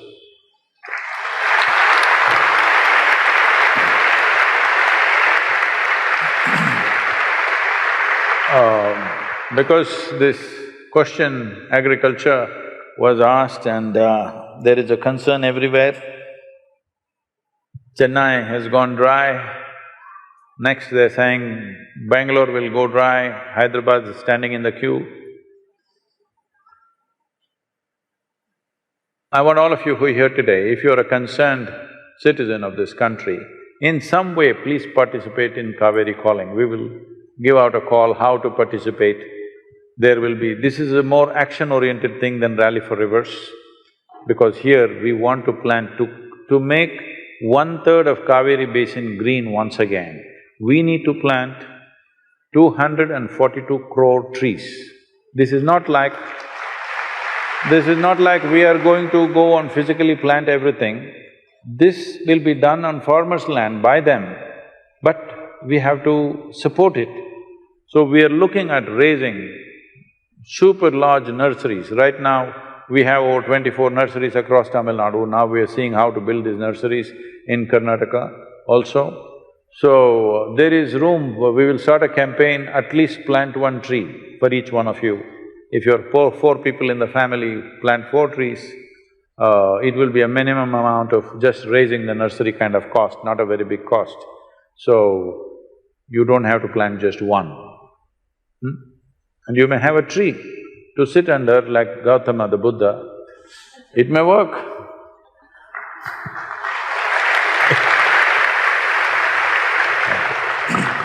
Thank you very much. Concluding… You want to say something, please? Yeah, I just wanted to say, I just told a few of my friends that I'm going to meet Sadhguru.